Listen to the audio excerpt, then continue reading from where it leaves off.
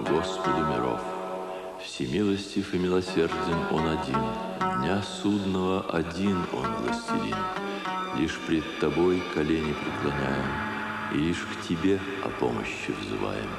Направь прямой стезей нас. Читая священный Коран, можно найти ответы на тысячи самых замысловатых вопросов. Нужно только уметь вглядываться в бесконечные глубины Божьего Писания. Любая из множества сур, сведенных в священную книгу мусульман, бесценна. Но есть в нем особо отмеченные суры. Среди них 5-я сура Аль-Майда. Сура, название которой переводят «трапеза», но это слово не совсем точно передает смысл названия, поскольку само слово «трапеза» в переводе с греческого означает «стол для яств». Так и сура Аль-Маида – это стол, с которого питаются люди.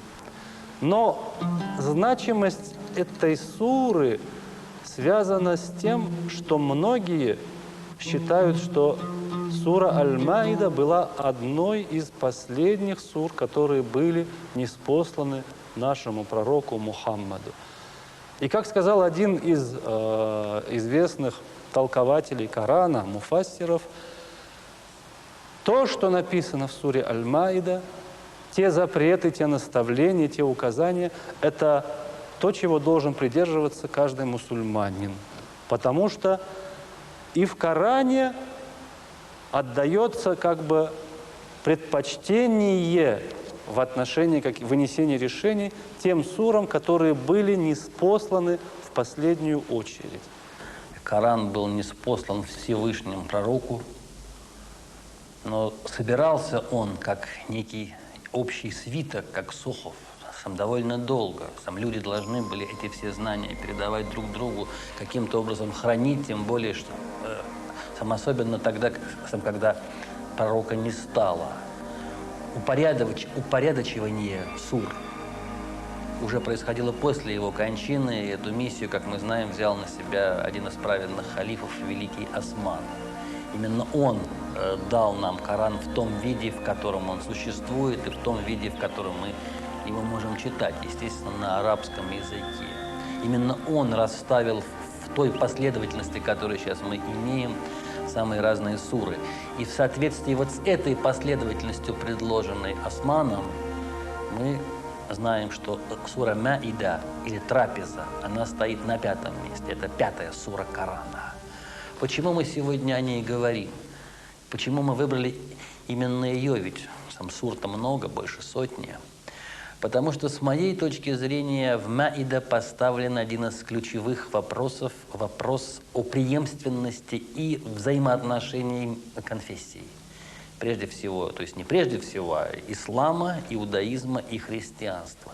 Именно в 5-й суре мы первый раз встречаемся с тем, что все люди, следующие Господнему Писанию, Господнему руководству, являются единым верующим людям в десницу Бога. Они все предстанут на суде как праведники, они все познают, они все вкусят благодать рая. И об этом очень хорошо говорится Аль-Маида. Посмотрите. «Скажи, о люди книги, ничто на сей земле не станет вам опорой, пока вы твердо не последуете Торе, Евангелию и Корану. Тех, кто уверовал в Коран, и тех, кто следует иудаизму, и Назареи, имеется в виду назаряне из Назарета, и Сабеи, всех, кто уверовал в Господа и в судный день, и на земле творит добро, ждет щедрая награда у Аллаха». Итак, все писания были ниспосланы одной рукой. И мы в 5-й суре видим мощное подтверждение вот этому утверждению. Звучит коранический текст следующим образом. «И это мы, кто не извели им Тору, в которой правый путь и свет. По ней судили иудеев те пророки, что Господу всем сердцем предавались. Раввины и ученые мужи судили потому, что им было доверено хранить из Божьей книги. По их следам отправили мы Иису, то есть Иисуса Христа, сына Марьяма, чтобы истинность закона Моисея утвердить, что был ниспослан до него. Ему Евангелие мы послали, в котором правый путь и свет, и подтверждение того, что до него ниспослано в законе Мусы. Мы книгу в истине тебе послали, обращение к Мухаммеду пророку, для подтверждения того, что прежде из Писания пришло, для охранения его от всяких искажений. Суди же между ними, потому что Бог тебе не свел, не следуй их страстям, что в сторону от истины тебя ведут. Вы смотрите программу «1001 день». И еще одно обстоятельство в связи с 5-й сурой я бы хотел подчеркнуть. Это то, что в ней содержится последний аят пророка Мухаммада.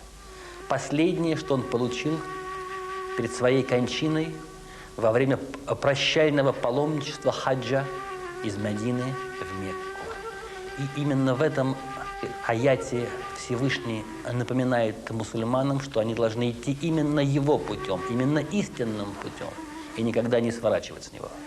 Именно в 5-й суре Корана, суратуль Маида, изложены многие запреты Аллаха, наложенные на мусульман. Но вместе с тем, конечно, нужно сказать, что, учитывая, что религия Аллаха ниспослана для всего человечества, эти запреты касаются не только мусульман, они всеобъемлющие, они касаются каждого человека. Из замечательной 5-й суры Трапеза я бы хотел вам напомнить прекрасный 92-й аят, который звучит так.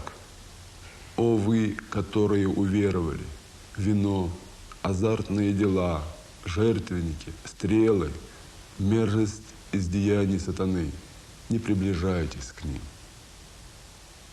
Для меня эти аяты имеют сегодня очень важное значение. Ибо я думаю, что Всевышний в них обращается не только к людям, которые живут в исламе. Ибо он говорит: «О вы, которые уверовали». Веруют и христиане в Бога единого, веруют иудеи. И многие другие люди веруют в святые истины.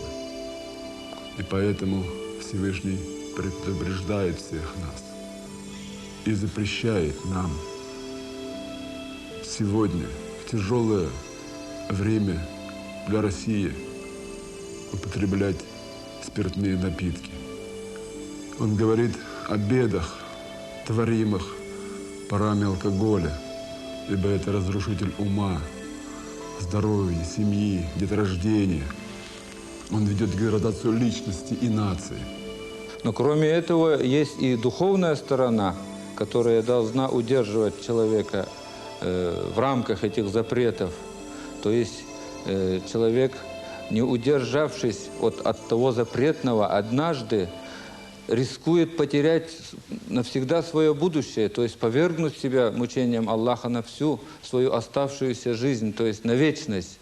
И именно об этом наш пророк Мухаммад, мир ему, говорил: тот человек, который одурманивает себя спиртными напитками, на 40 дней он лишает себя веры. То есть целых 40 дней он становится безбожником, человеком, лишенным веры. И если в этот период он погибнет или умрет, то этот человек уже предстанет перед Аллахом как неверующий. А мы знаем, что в исламе самая страшная участь постигает именно неверующего человека, не грешника, не того человека, который допускает какие-то промахи, не того человека, который, может быть, иногда из-за своей лени или из-за по каким-либо другим причинам грешит.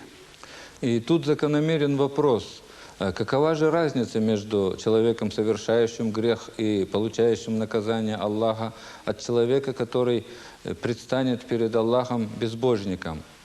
Мы знаем по исламу, что человек, который совершает какой-либо грех, он может быть прощен милосердным Аллахом, ибо каждый грех, Аллах сам говорит, что нет такого греха, который бы я не простил моему человеку, моему созданию. Только отрицание Всевышнего, неверие в единого Бога, атеизм навеки лишают человека надежды на обретение вечного счастья и бессмертия после окончания земного пути. Сура Аль-Маида – это сура, которая как бы дает последние наставления. Она явилась завершением той цепочки откровений, который Всевышний Аллах дал нашему пророку Мухаммаду. И то, что это сура 5 в Коране, связано с тем, что вообще Коран, вот список Корана, он не построен по хронологическому принципу. И те суры, которые ниспосланы были первыми, они находятся в середине. А вот те аяты из сур Аль-Маида, которые некоторые считают, что здесь были последние ниспосланные аяты, она находится в начале книги.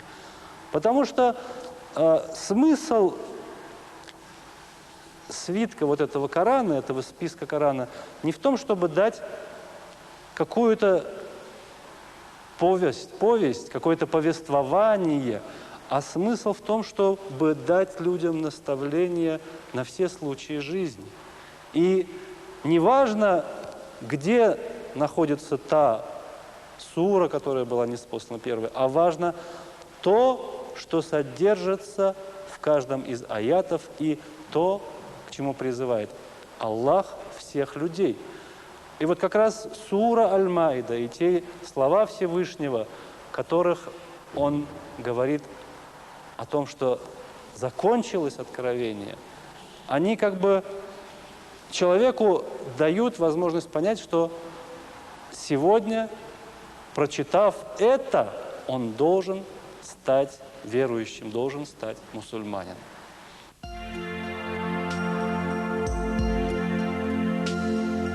Направь